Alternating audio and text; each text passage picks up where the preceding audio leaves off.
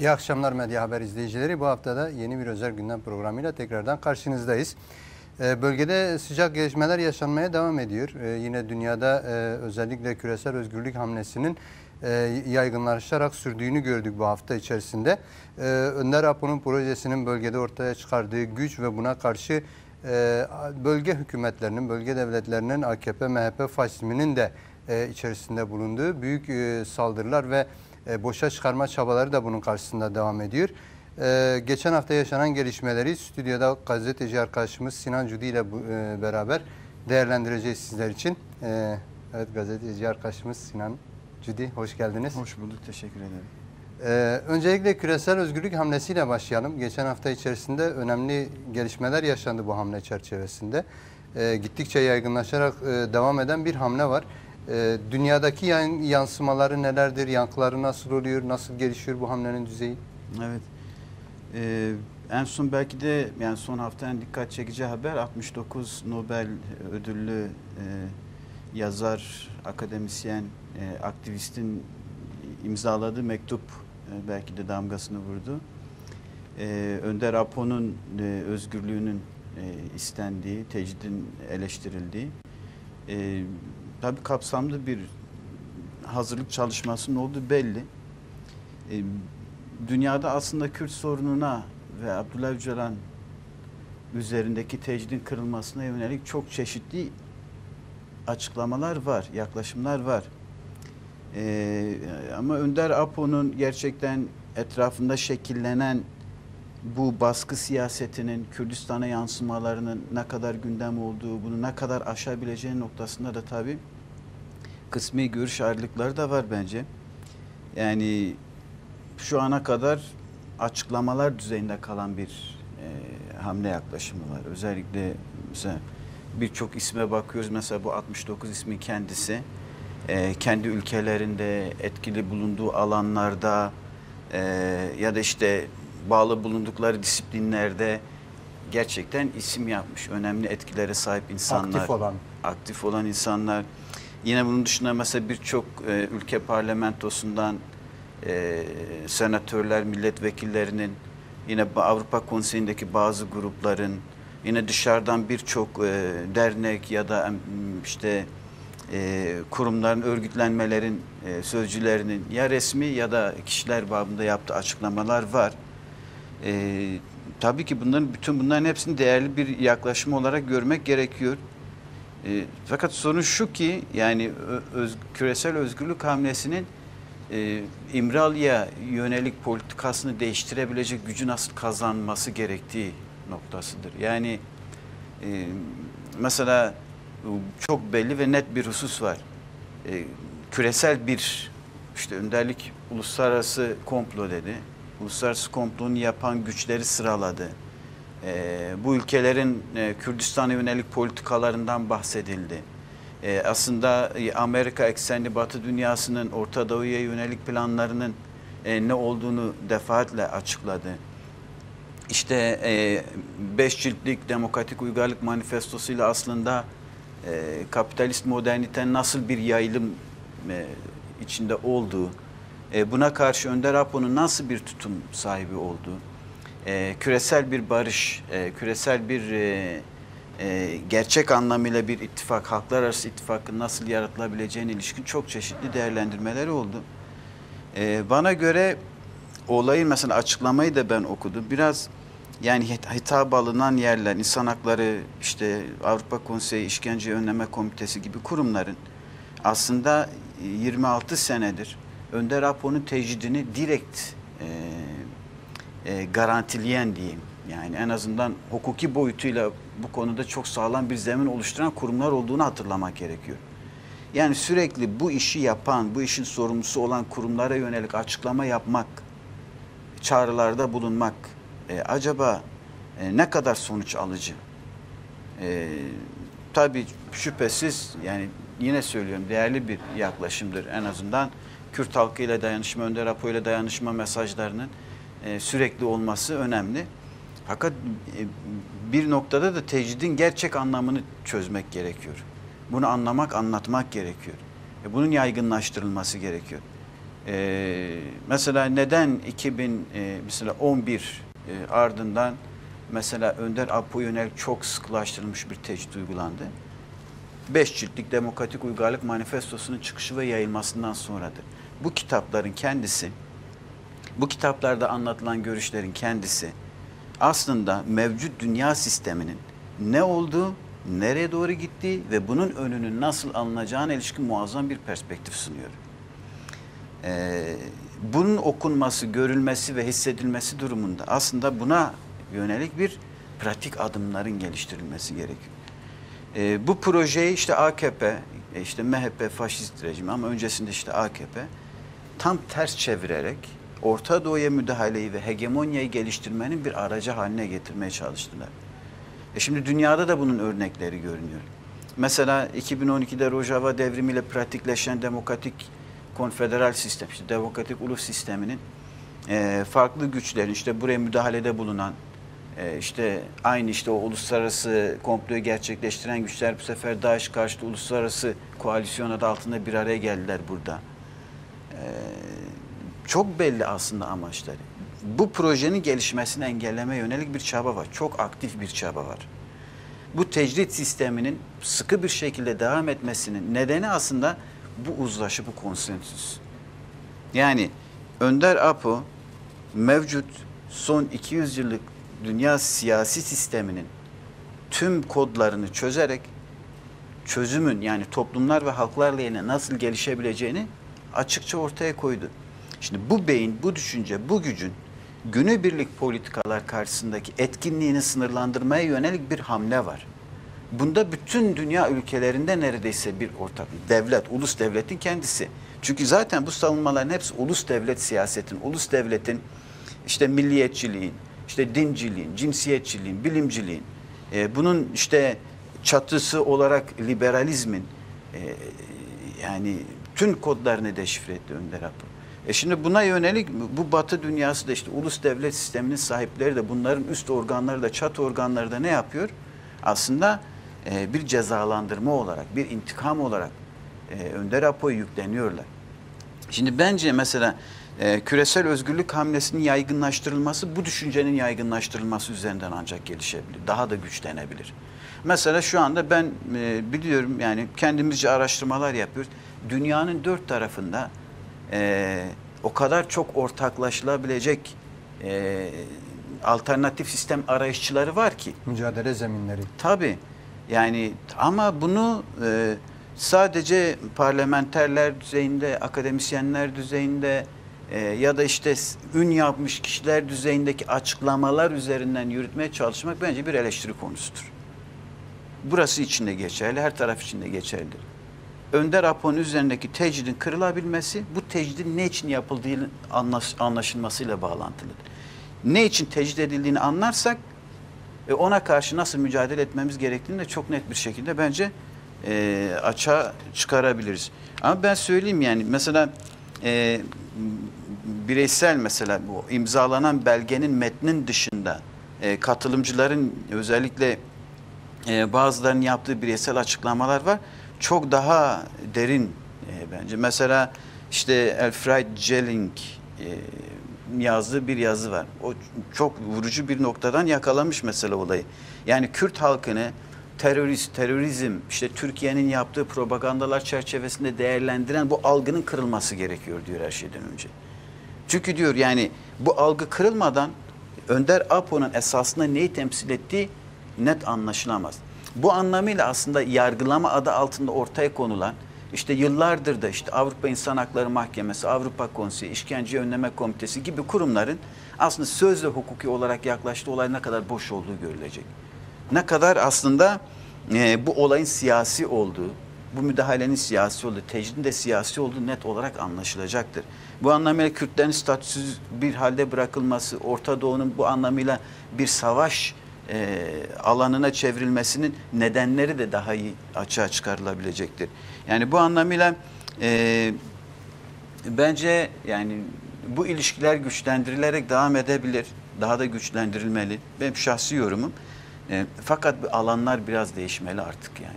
Yani şunu söylemek istiyorsunuz anladığım kadarıyla, bireysel çabalar biraz daha ön planda ama örgütsel çabalara dönüştüğü zaman sadece açıklamalar düzeyinde kalıyor. Bu şey örneğinde de görülüyor. Fransız senatör Pascal Savoldelli'nin Evet. de bireysel İmralı'ya gidip görüşme talebi oldu Evet. ve halen cevap alamamış durumda. Onun peşinden ısrarla gidiyor. Yani aslında bu bireysel aktivistlerin yürüttüğü eylemler daha fazla geliştirilebilir ve kitlesel bir pozisyona dönüştürülebilir. Tabii mesela örneğin yani küresel özgürlük hamlesi dedi ki Önder Apo ne diyordu? Diyordu mesela yani yapacağınız tüm eylemler ve etkinlikler sizin özgürlük alanınızı genişletmeyi sağlamalı. Sorun sadece bir kişinin cezaevinden çıkması meselesi değildir. Küresel anlamda bir adaletsizlik var. Bin yıllardır aslında ezilenler, hor görülenler, yok sayılanlar adına yapılan bir haksızlığın giderilmesi problemi var ortada. Bu anlamıyla dünyanın dört bir tarafında toplumlar inim inim inliyor. Halklar inim inim inliyor. Kapitalist küresel sermayenin ve onun ulus devlet bekçisinin altında. Şimdi politikaların altında. Şimdi, artık dünya yaşanmaz bir hal aldı. Bu kadar muazzam mücadele zemini var. Bu sistemi çökertmeye yönelik, yok etmeye, tüketmeye yönelik bir atılım, bir hamle aracı haline getirilmesi gerektiğini savunuyorum ben. Bu küresel özgürlük hamlesini. Evet. Özellikle bölge açısından da biraz değerlendirme gerekiyor. Hani küresel açıdan değerlendirdik de bölgesel açıdan Önder Apo'nun belirttiğiniz paradigmasının yarattığı güç acaba bu mevcut tecrit ve soykırım politikası aslında ettiğimiz yani tecritten kastımız biraz da soykırım. Evet. Bunda oynadığı rol nedir? Yani bölgesel açıdan özellikle Önder Apo'nun bölgeye sunduğu projenin acaba bu tecrit ve soykırım karşısında bir rolü var mı? Tabii yani Önder Apo 3. Dünya Savaşı'nın başlangıcını kendine yönelik uluslararası komplonun da olduğunu söyledi. Yani aslında 90 Körfez Savaşı'yla belki Amerika, Kuveyt ya da işte bölgeye 150 binin üzerinde asker getirerek aslında bu bölgedeki hakimiyetin perçinledi. Ama Önder Apo tüm oyunları bozabilecek bir kapasiteyi barındırıyordu PKK gücüyle. Örgütlü Kürt halkı ve onun dostları aracılığıyla. Bu nedenle o dönemden itibaren yaşanan gelişmeler tekrar sürekli anımsamakta fayda var. Yani aslında Büyük Orta Doğu Projesi dendi. İşte 90'da işte real sosyalizmin çöküşü sonrasında tek kutuplu dünya ilan. Onun üzerinden bir işte Büyük Orta Doğu Projesi, yeni dünya düzeninden bahsedildi. Bunun işte Orta Doğu'daki hakimiyet üzerinden gelişeceği sıkça tartışıldı. Tarihin sonuydu, ideolojiler bitti. O dönemde işte sözde eski dikta rejimlerinin yavaş yavaş sönümlendirilmesi sürecine geçildi. Demokrasi çağı dendi. Evet, işte sonrasında işte 2003'te demokrasi getirdiğini iddia etti Irak'a, Amerika. Şimdi bütün bunlar net olarak bir şey gösteriyor. Yine Önder Apo'nun Orta Doğu'da, Kürdistan'da yürüttüğü mücadelenin aslında dünyadaki bütün küresel güçlerin oyunlarını bozabilecek potansiyeli olduğunu ispat etti. Rojava devrimi bunun birinci örneğidir, en önemli örneği.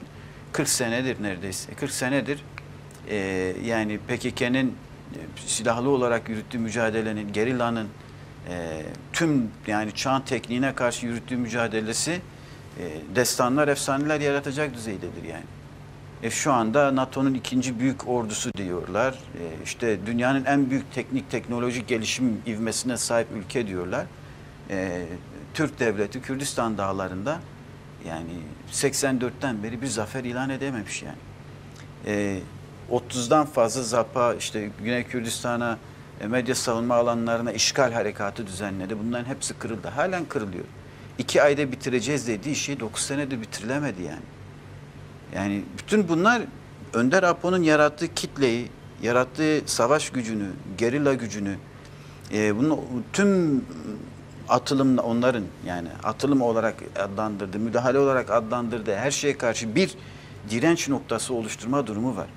Şimdi bu anlamıyla önderlik paradigması Orta Doğu'da dış müdahalenin önünü kapatan, halkların kendi içerisinde bin yıllar, on binlerce yıldır oluşturduğu kültürü koruyarak yeni bir sistem kurabileceklerini dost düşman herkese gösterdi yani.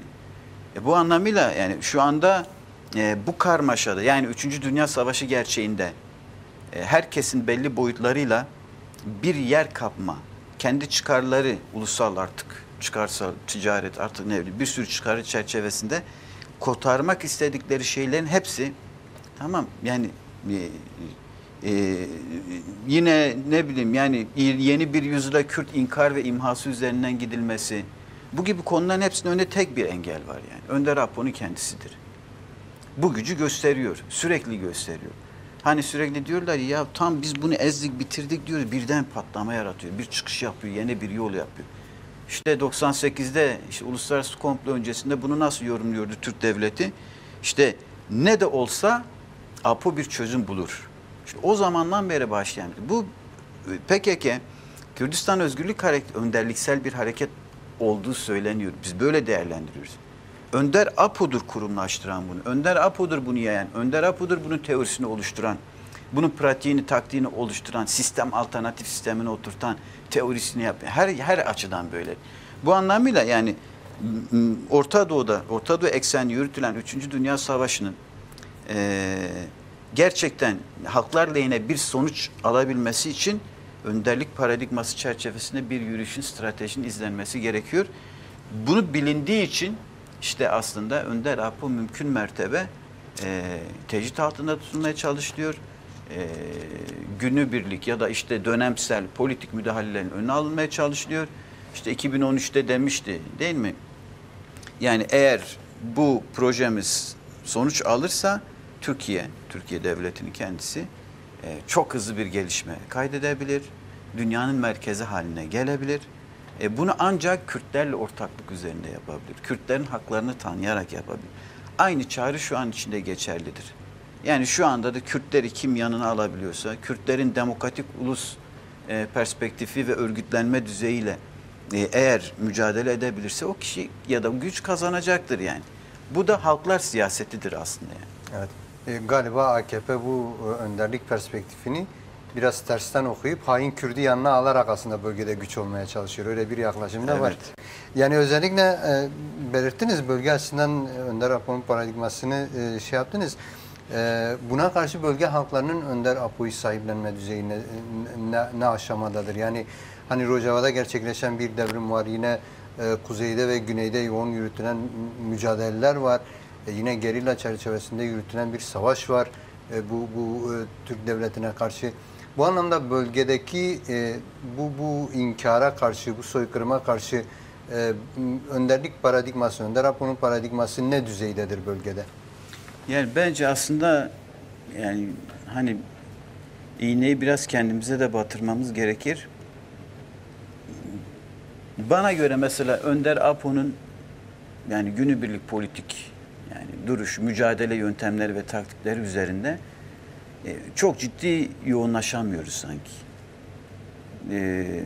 Niçin mesela yani halklar nezdinde bir sahiplenme ve bir duygusal yaklaşım var. Gerçekten yapılan haksızlığı çok derin hissediyor halklar. Önder Apo'nun herkes için en iyi duruşu sergilediğini herkes biliyor. Direnişi, İmralı direnişini çağın, yüzyılların belki direnişi olarak adlandırıyor. Ve küçük, büyük demeden, kadın erkek demeden toplumun hepsi sahipleniyor. Halklar, Araplar, Çerkezler, Türkmenler, Nasuri Süryaniler yani hepsi de böyle bir yaklaşım içerisinde. Orta Doğu'nun biraz zihniyet yapısıyla, Orta Doğu'nun gelenek ve görenekleriyle, alışkanlıklarıyla, lider kültüyle bağlantılı bir direkt kabul. Fakat gereklilikler üzerine de bir kendini kenara çekme durumu var söz konusu. Yani örneğin mesela Kuzey Kürdistan ya da işte Türkiye gerçeğinde Önder Apo düşüncesi ne kadar pratikleşiyor, yapılabiliyor. Mesela bir öz eleştiri konusu olarak değerlendirme, görmek gerekiyor yani. Mesela diğer tüm halklar açısından da bu böyledir. Her ülke, her bölge, her kişi şahsında bile bu değerlendirilmelidir. Çünkü hepimiz çok şeye borçluyuz. şu andaki kısmi nefes alabilir pozisyonumuzu aslında biz Önder Apo'ya borçluyuz. Bilinç düzeyinde de bu böyledir, yaşamsal düzeyde de bu böyledir. Önder Apo'nun bu düşüncesi, bu paradigmal yaklaşımı ve bu yeni zihniyet çalışması olmasaydı biz hepimiz şu anda çok köklü çağdaş köleler olarak sistemin içerisinde yerimizi almış olacaktık. Eğer kısmi bir bireysel, kişisel irademiz bile varsa, kişisel özgürlüğümüz bile varsa toplulukları, örgütlenmeyi bir kenara koyun. Hani kişi bazında bile değerlendirsek biz bunu Önder Apo'nun düşüncesine borçluyuz. Yaklaşımına, paradigmasına borçluyuz. Yani düşün, yani yapay zeka işte 5. endüstri çağından, 5. endüstri çağı 5'ten bahsediliyor. Yapay zekanın hakimiyetinden söz ediliyor. Gerçekle sahtenin, gerçekle gerçek olmayanın arasındaki çizginin muğlaklaştığı ve kaybolduğu bir çağdan bahsediyoruz. İnternet elimiz ayağımız olmuş. Herkes işte bunun üzerinden bir bilgilenme çabası. Akademisyenin kendisi bile oturuyor yapay zeka üzerinden eğitim yapıyor. Tez yapıyor. İşte tez hazırlıyor. Yani kendi düşünce gücüne, beyin gücüne bu kadar hakaret eden bir toplumsal gerçeklik var mıdır acaba? Ben yapamıyorum, ben düşünemiyorum, ben gerçekle sahteyi ayırt edebilecek kapasiteye bile sahip değil iken benim bu kadar bunun içerisinde kendimi koymam kültürel anlamda bir yozlaşma değil midir? Şimdi nereye getirmek istiyorum? Önder Apo bu kadar yani sanal, bu kadar simüle edilmiş bir çağ gerçekliği içerisinde bize hakikati tepsi içinde sundu. Diyor ki bak diyordu, eğer sen hakikate ulaşmak, etrafını doğru tahlil etmek, değerlendirmek istiyorsan, eğer sana söylenen yalanları deşifre etmek istiyorsan ve eğer gerçekten içinde kısmen bir onur, ahlak nüvesi taşıyorsan senin yolun budur. Bak böyle git. Kavramları açtı sana tek tek. Bu kavram bunu ifade ediyor. Bu bunu ifade ediyor. Bak bu anlama geliyor. Yani şimdi biz bunu anlayıp, kavrayıp buna göre günübirlik olarak kendimizi örgütleyip bunun üzerinden işgalci güce, sömürücüye, müdahaleciye, hegemona, işte şiddet uygulayana, cinsiyetçisine, işte milliyetçisine ve diğerlerine karşı çıkabilmeliydik, çıkabilmeliyiz.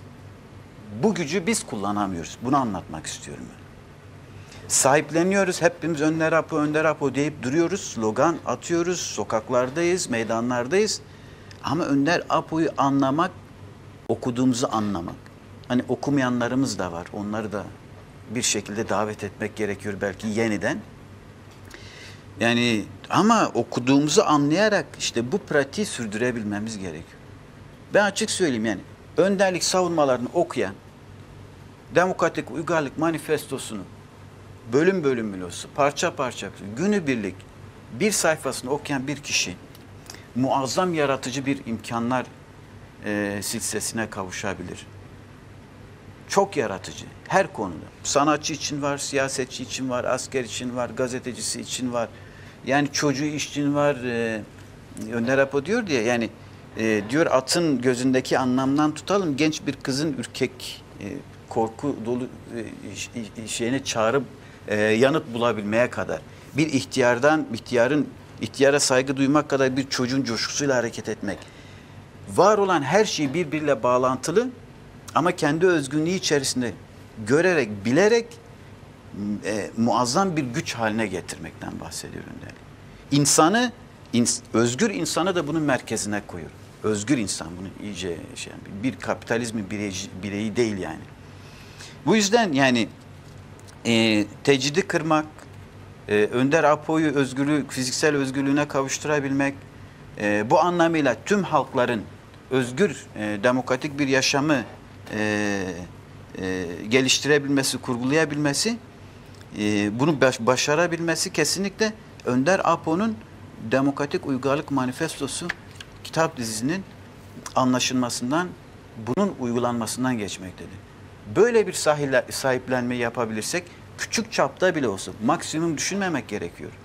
İki kişinin bir araya gelip önderlik felsefesini tartışması Bu bir mücadeledir, bu bir müdahaledir. Bunu bile yapamıyorsa her kişinin kendinle, internet dediğimiz olgu var. İşte hepimiz dedik ya, açın bakın her tarafta var. Önder Apo mesela siyaseti nasıl değerlendirmiş? Ekoloji sorunu nasıl değerlendirmiş? Belediyeyi nasıl değerlendirmiş? Edebiyatı nasıl değerlendirmiş? Fizik kanunlarını nasıl değerlendirmiş? Mesela bu 69 Nobel ödüllü akademisyenden yanlış saymadıysam 17 tanesi fizik alanında ödül almış kişiler. Önerimdir eğer ulaşabiliyorsa. Bu fizikçiler Önder Apo'nun fiziği yorumlama tarzı üzerine bir çalışma yürütsün.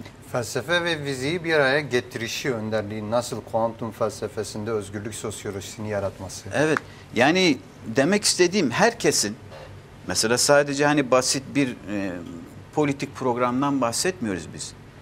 Muazzam bir paradigmal güçten bahsediyoruz.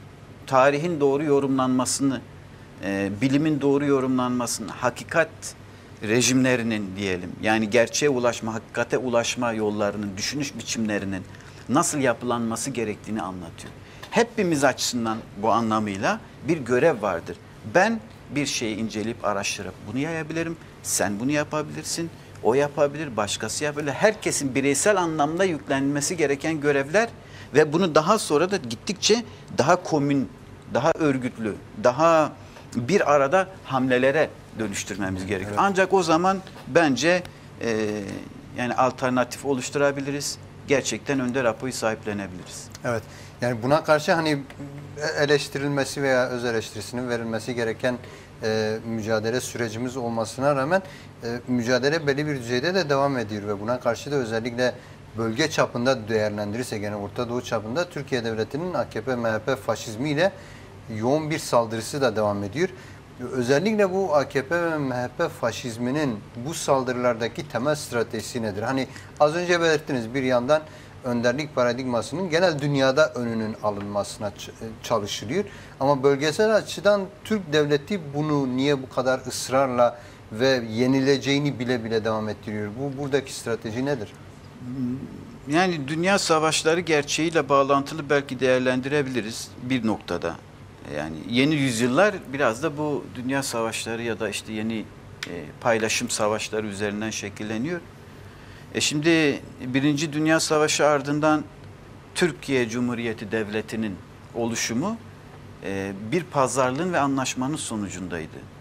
İşte Önder Apo bunu savunmalarında geniş kapsamlı değerlendirdi zaten.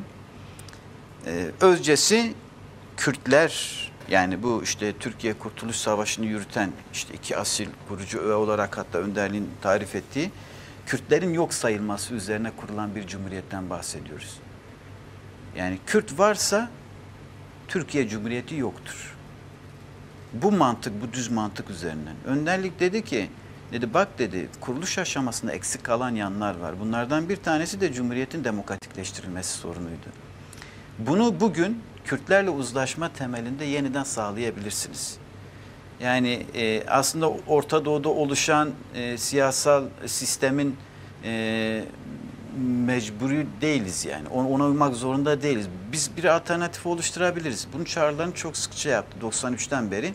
Bu çizgide bir yani defaatle Önder Apo Türk siyasi arenasında bütün neredeyse hükümetlerde bu çağrısını yineledi, tekrarladı. İşte en son 2013'te Tarihi Nevroz konuşmasında bunu net haliyle ortaya koydu. İşte AKP-MHP faşist rejiminin kabullenemeyeceği ya da kabullenmesine izin verilmeyen husus bu. Bu ideolojik bir sorun değil sadece. Bu bir varlık yokluk. Şimdi bunların sürekli hani biz bir beka sorunumuz var, varlık yokluk savaşı içerisindeyiz. Türkiye'nin geleceği söz konusudur. Bahsedilen Türkiye bu Türkiye. Kürtlerin yok sayıldığı Türkiye. Bunun üzerine şekillenen inkar imha siyaseti üzerinden oluşturulan ve yıllardır katliam siyaseti yürüten Türkiye'dir. Bu Türkiye'nin yıkılması herkesin hayrınadır yani. Ama bunlar bu Türkiye'nin temsilcisi. İkinci Türkiye. Hadi bunu genişletelim daha geniş anlamıyla. Buna benzer bir Suriye var. Buna benzer bir Irak, İran var. Ama diğer bölgede var. Yani halklar var en azından. Bin yıllardır bir arada yaşayan halkların böyle bir yaklaşımı yok. Bu hakim siyasetin ısrarla defaat üzerinde durduğu ve sürdürmeye çalıştığı bir şey. O yüzden yani AKP, MHP faşist rejiminin ve iktidarının son süreçte işte uzlaşma adı altında CHP'yi de ve diğer işte o altılı masanın kalan işte neleri diyelim onları da toplayarak Kürt karşıtı imha siyasetini tekrardan güncellemek istiyorlar. Ve genele yaymak. Tabii. Bunun için muazzam mesela Irak'la görüşmeler yapılır. Ya düşün Türkiye niçin 2 kere yani en üst düzeyde Güney Kürdistan yönetimini ziyarette bulunsun. Sıkışmışlık var. Çöküş var. Bu Türkiye'nin çöküşüne doğru gidiyoruz. Yalnızlaşma diyebilir miyiz? Tabii hem yalnızlaşma da ama şöyle bir şey. Bir boyutuyla yalnızlaşıyor, bir boyutuyla da verilen görevler var. Bu ikisi yan yana geliyor. Yani bak diyor bugüne kadar sen kendi burnunun dikine gittin. İmhada imha, imhada imha dedin. Bu kadar saldırı halinde bulundun.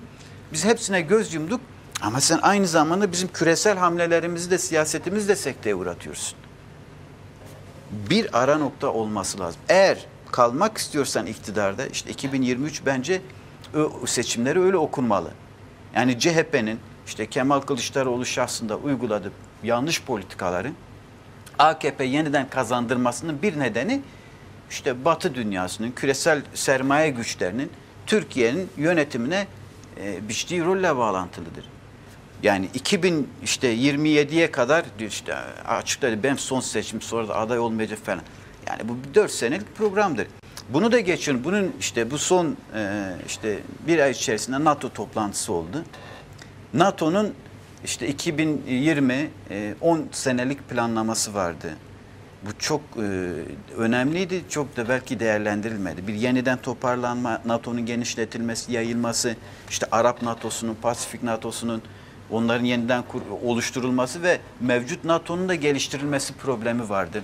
İşte Rusya karşısında bunun güç haline getirilmesi vardı. Ukrayna Savaşı bunun bir aracı yapıldı. İşte şimdi Gazze-İsrail, işte Hamas-İsrail Savaşı bu şekilde bir paylaşımdır. Yemen, Husiler. Bunların hepsi aynı etken içerisinde. Bunlarda Türk devletinin, işte AKP, MHP, faşist rejiminin oynaması gereken roller var. Bunlardan bir tanesi PKK varlığının yok edilmesi. Kürdistan'da medya savunma alanlarına yönelik saldırıların kimyasal silahlar kullanılmak da içinde olmak üzere hepsinin NATO'nun savaş stratejisinin bir parçası olduğunu görmek gerekiyor. Bu silahların çoğu NATO teknolojisiyle geliştirilmiş, uygulama alanı aranan yeni silahlar olduğunu bilmek gerekiyor. Bunu en uygun nerede kullanabileceksin? Kürdistan dağlarında. Çünkü herkesin gözü kulağı kapatılmış orada. Şu anda Güney Kürdistan işgal ediliyor. İlhak dedi Abbas arkadaş. Şu anda Gare'ye kadar bir hedef alınıyor. Gare'yi ne yapacaklar işte? Yani Kandil'den çizilecek, Kandil'den Zaho'ya kadar. Tamam. Bütün sınırı dağın arkasına, ova sınırına getirecekler. Tüm dağları işgal edecekler. Yani muazzam geniş bir bölge demek bu. Bu esas da işte ardında nedir? Hemen güneyinde Şengal'in alınmasıdır. Hemen güneyinde Musul'un alınmasıdır. Zaten Başika'nın orada ısrarla tutulması. Yani DAEŞ için gelmişti oraya. Başika'da ne yapıyor halen? Kimse görmüyor. Güney Kürdistan'da kaç tane üs kuruldu? Şimdi Irak'la KDP'nin işbirliğinin de bu şekilde okunması gerekiyor. Amerika onlara dedi, açık diyor. Mesela en son Dışişleri'nin yaptığı açıklama da vardı. Diyor biz yani Irak ve işte Güney Kürdistan yönetimiyle ortaklaşa yapsanız sorun değil. Bu minvalde bir açıklamadır yani. Yani onları ikna edebilirseniz bizim açımızdan zaten uygulanması gereken bir projedir. Evet, zaten öyledir. Şimdi onlar da bunu istiyor zaten. Yani KDP kendi geleceğini burada görüyor. PKK yok olmasa ben yok olacağım diyor. Varlık yokluk yine. Yine yani bu senin sahte işbirlikçi Kürt dediğin olay bu aslında yani. Nasıl ki Kürt'ü inkar ve imha üzerinden şekillenen bir Türk devleti var. aynı zamanda Kürt birliğini ve gerçekten Kürt ülkesini, Kürt vatanını asla öncellemeyen bir dar aşiret çete, hatta JITEM diye tanımlandı daha sonra. KDP gerçekliği var yani.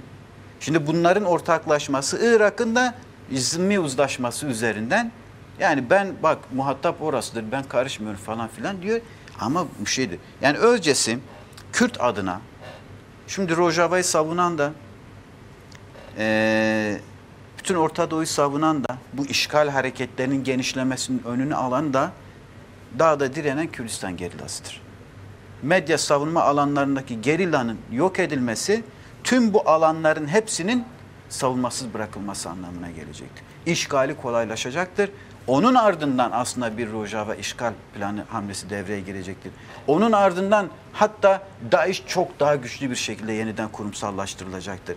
Yani 2014'te darbe vurulan DAEŞ planlaması, işte dağdaki gerillalar geldi, Şengali savundu. Kobani'nin kurtarılmasında Kürdistan gerillasının rolü çok büyüktür. PKK'nın rolü çok büyüktür. Önder Apo'nun çağrısı olmasaydı Kürdistan gerillalarına ve tüm demokratik güçlere, Kobani'de kalmazdı.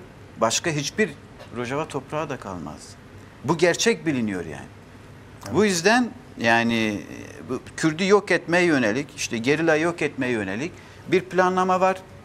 Bu planlamaya Orta Doğu'da işte PDK ve Irak üzerinden bir zemin bulundu.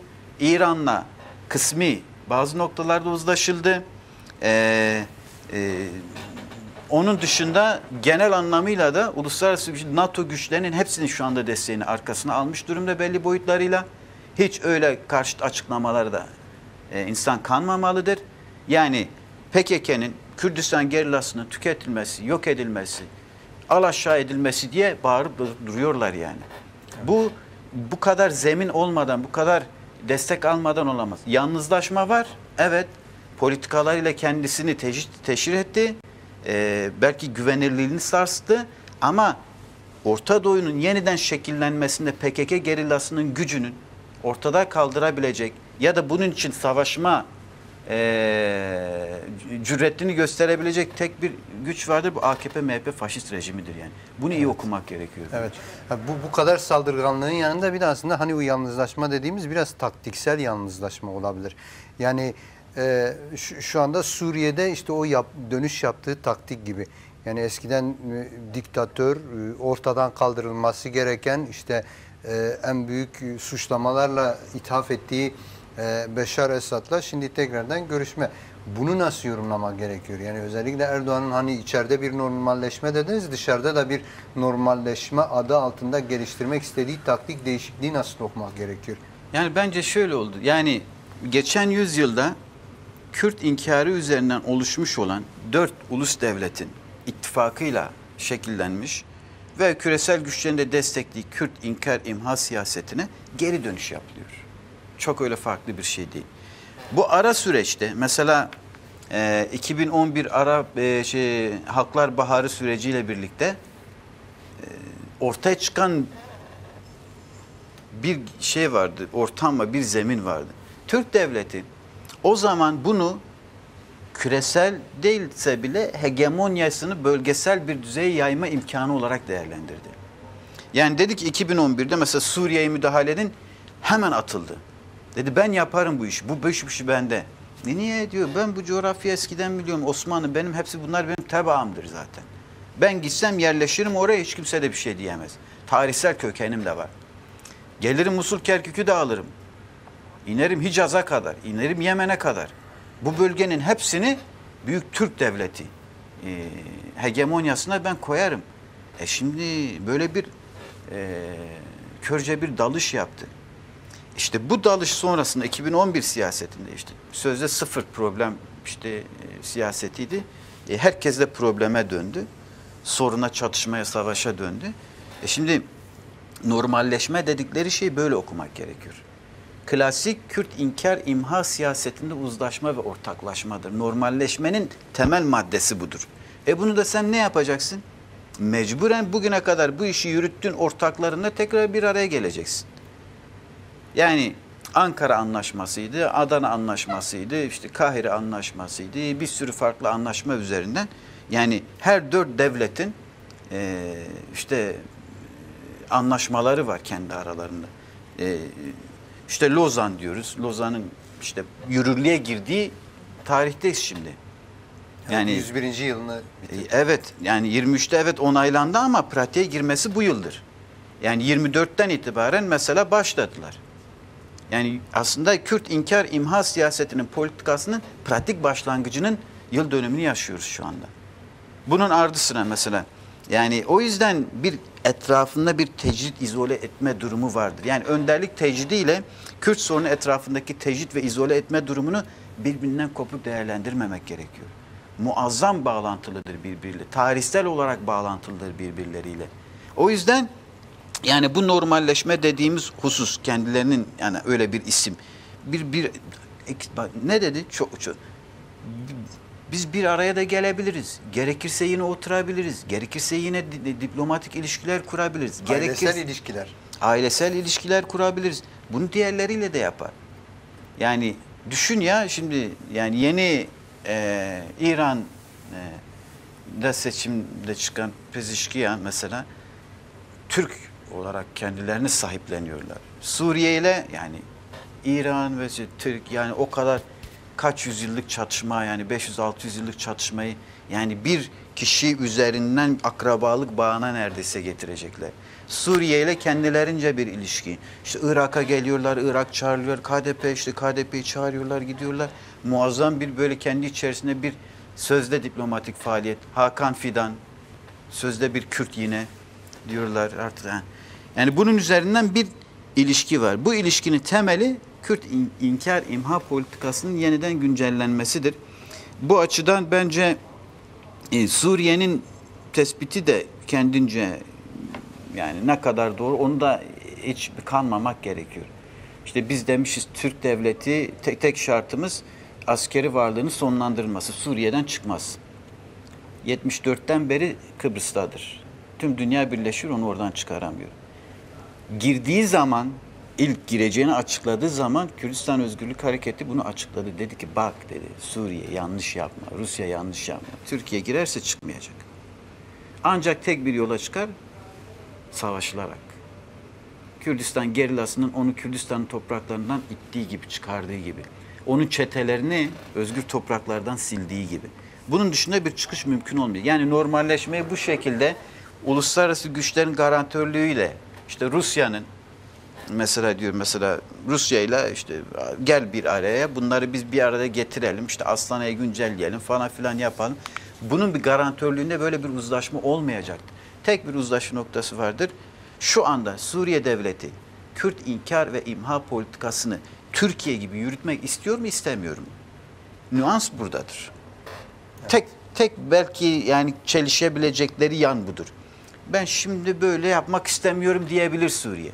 Çünkü Rojava devrimi, Kuzey ve Doğu Suriye özerk yönetiminin oluşturduğu bir güç var. Öyle kolay kolay haydi deyince yüklenilebilecek, saldırılabilecek bir güç değil. Onun hesabını yapıyor Suriye. Onun kaygısını yaşıyor. Böyle olursa belki bir çelişki olur. Ama diğer tüm güçler gibi Suriye'de tabii ki Kürt inkar ve imha siyaseti üzerinden yeni bir ortaklaşmaya neden yok desin. Evet. Ya programımızın sonuna geliyoruz. Son olarak şunu hani en son belirttiğiniz konu özerk yönetimin oluşturduğu bir güç var. Geçtiğimiz hafta Salı günü KSD Genel Komutanı Mazlum Abdi'nin yaptığı da bazı açıklamalar oldu bu konuya ilişkin. O açıklamayı özellikle bu boyutuyla nasıl okumak gerekiyor? Yani bu açıklamanın nasıl bir etkisi olabilir sahada? Hem Suriye'ye dönük hem de Türkiye'ye dönük çağrıları da oldu açıklaması içerisinde. Evet, yani aslında daha önceki açıklamalarından bağımsız ve farklı bir açıklama değil Sayın Abdi'nin yaptığı. Aynı konuydu. 2011'de Suriye'de olaylar başlamadan önce PYD tarafından Suriye rejimine gönderilen 11 maddelik mektup ile Mazlum Abdi'nin şu anda yaptığı açıklama arasında hiçbir fark yok aslında. Yani aradan geçen 12-13 yıl içerisinde aynı siyaset izleniyor. Bu sorunu biz ancak kendi içimizde çözebiliriz. Kürtlerin ve diğer tüm halkların demokratik haklarını koruyarak yeni bir anayasa ve demokratikleşen bir ülke üzerinden biz bunu yapabiliriz. Bunu gerçekleştirebilmek için biz herkese görüşmeye hazırız, açığız. Biz hiç kimse için bir tehdit değiliz, risk değiliz. Bu anlamıyla herkese de bir diplomatik ilişki kurabiliriz. Bu var. Bu geçmişten beri de var. Önder Apo'nun genel Orta Doğu siyaseti için belirlediği bir taştır da bu yani. Ne diyordu? Biz savaşan, saldıran bir güç değiliz. Biz savunan gücüz. Niçin savunuyoruz kendimizi? Yok olmamak için. Varlığımızı korumak. Tabii varlığımızı korumak için. Eğer uygun şartlar oluşturulursa biz herkesle masaya oturmaya varız. Yani demokratik siyaset dediğimiz, işte özerk siyaset dediğimiz olay, üçüncü çizgi dediğimiz konunun kendisi bunu içinde barındırıyor. Ben kimseyi yok etmem, kimseyi inkar etmem, kimseyi yok saymam. Ha, sen beni yok saymaya, inkar etmeye çalışırsan ben direnirim. Ama bu direncim bir kuru sonsuza dek sürecek bir kısır döngü savaş siyaseti de değildir. Gerekirse ben Suriye'yle de otururum, gerekirse ben Türkiye'yle de otururum. Ama ilkeler babında, ama genel anlamıyla hakların kesin, yani çıkarları çerçevesinde. Evet. Bu haftaki programımızı da sonlandırdık. Özellikle değerli görüşleriniz için çok teşekkür ederiz gazeteci arkadaşımız Sinan Cüdi. Ben teşekkür ederim, sağ olasın. Evet, Medya Haber izleyicileri, bu haftaki özel gündem programının da sonuna geldik. Bir dahaki haftaya tekrardan görüşmek umuduyla iyi akşamlar.